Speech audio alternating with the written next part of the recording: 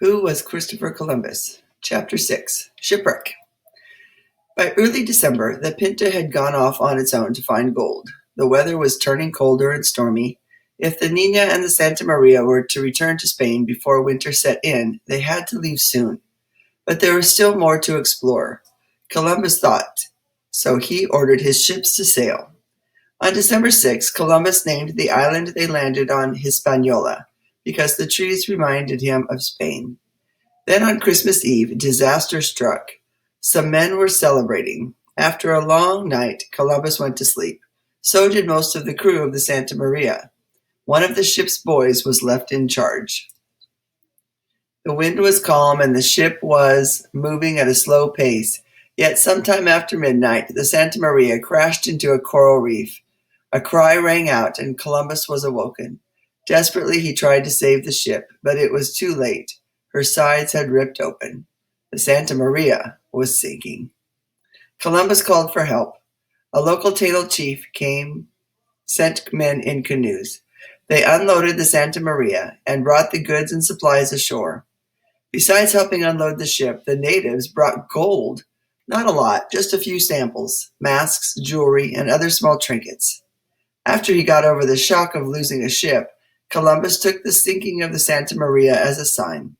God meant for him to go ashore on this island.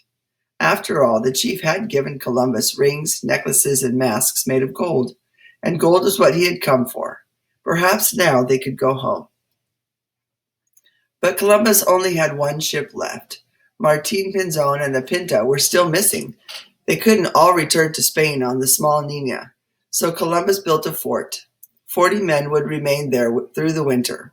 They would look for gold. When Columbus returned, he would bring them and the gold home. Columbus used wood from the Santa Maria to build the fort.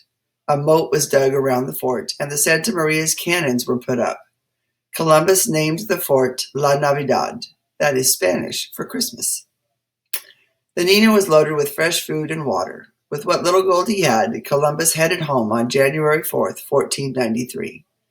After 2 days at sea, the Nina came upon an amazing sight. The Pinta. The two ships met and continued the voyage home together until a bad storm separated them again. Columbus feared that the Pinta might be lost forever. The storm grew fiercer. What if they drowned?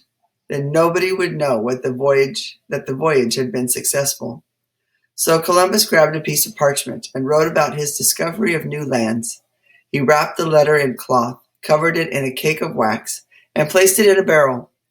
Hopefully one day someone would find the barrel and read about what Columbus had accomplished. The storm raged for 15 days. Even so, Columbus sailed on. After all, what choice did he have?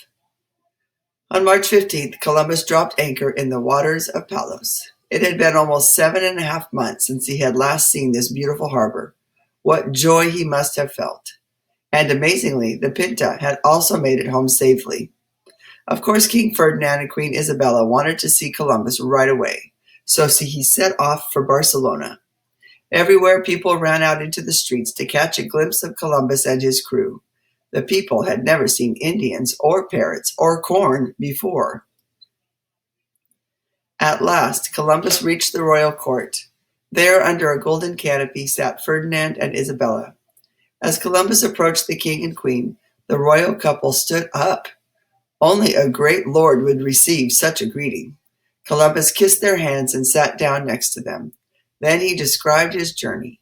Columbus showed off the treasures he had brought back. Colorful parrots, gold nose rings. Not a lot of gold to be sure, but some. And he had brought corn, yams, and yucca. No one was laughing at Christopher Columbus now.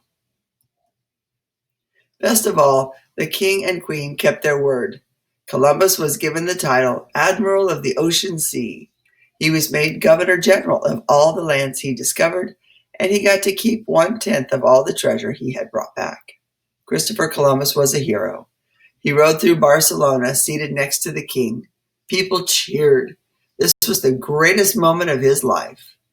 Soon his glory days would be over. Chapter 7. On the Sea Again. Orders were given for Columbus's second trip.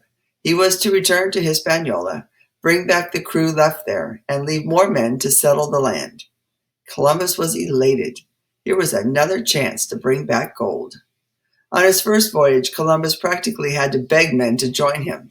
This time, between 1,200 and 1,500 men eagerly volunteered. Who knew what riches would be found on the trip? Now the crew included priests to convert the natives, noblemen, farmers, and other skilled laborers. Even Columbus's younger brother Diego signed on. Columbus was given 17 ships. The Niña was part of the fleet. Columbus commanded a ship called the Santa Maria in honor of the one that had been wrecked. The ships were loaded with food and water. This time, horses were brought along for the men to use once they reached land, as well as sheep and pigs to live on farms and seeds of wheat and barley to plant. On September 25th, 1493, the ships set off from the port of Cadiz. This time it was a much easier trip across the ocean. Columbus knew the way. No one complained. The islands of Columbus's second voyage. On his way back to Hispaniola, Columbus and his crew stopped at many islands. You can see some of them on this map. Dominica was the first island they came to. Columbus named it Dominica because it was discovered on a Sunday, November 3rd, 1493. On Guadalupe, Columbus and his men tasted pineapple for the first time. Santa Maria la Redonda was the round island. He also discovered the Virgin Islands in Puerto Rico. Columbus checked out new islands. He found cotton, more colorful parrots, and fruit. And oh, the scenery! Green mountains, wide valleys, sparkling rivers, foamy white waterfalls. But they also saw awful things. Women were captured and made slaves. Humans ate other humans. They were called cannibals. Columbus and his crew didn't stay very long on those islands. On the night of November 27th, 1493, the ships arrived in Hispaniola. Right away, one of the ships fired a cannon. There was no response from the shore. Where were the men who had stayed behind? What could have happened to them? Columbus and his crew were scared. Suddenly, they heard the sound of oars slapping the water. Could it be Columbus's men? No. It was a canoe filled with Taino, and they were bringing terrible news. The fort had burned down. All the Spaniards were dead. What had happened? It was unclear. Some said the Spaniards fought among themselves and killed each other. Others said the settlers had gotten sick and died. Still others claimed a nearby tribe killed the Spaniards and burned down the settlement. Whatever the true story was, La Navidad was gone. A new settlement had to be built from scratch. In a hot, swampy area with no clean water, Columbus and his crew began to build a new colony. They called it Isabella in honor of their queen. It was a bad spot to choose. Mosquitoes and gnats swarmed around the men, biting their flesh. The men were not happy. This was not why they had come on the voyage. They wanted gold. To make matters worse, many men fell ill. Perhaps they got sick from the bug bites. Perhaps it was because there wasn't enough food to eat. The crops they planted weren't growing well, or maybe they were just plain tired. There was no choice but to send some of the fleet back to Spain for food and medicine. So on February 2nd, 1494, 12 ships returned home. Columbus remained behind. Why? His desire to find gold made him stay. He sent many groups of healthy men to search for it, but each time they came back empty-handed. They found specks of gold here and there in riverbeds, but not nearly enough to satisfy the king and queen. Word reached Columbus of a rich gold field at a place called Ceballo. So Columbus left his brother Diego in charge of Isabella and set off. Some gold was found, but just as before, not a lot. Where was Simpangu, the island that Marco Polo had described? For the first time, Columbus was starting to grow nervous. Columbus took 3 ships and sailed back to Cuba, as well as to the other islands he had visited. When Columbus returned to Hispaniola at the end of September 1494, he was very ill, and he still didn't have much gold. Back at Isabella, the mosquitoes seemed to have gotten larger, and his men were getting sicker and angrier. Things were worse for the Taino, too. Columbus demanded that the Taino find gold for him.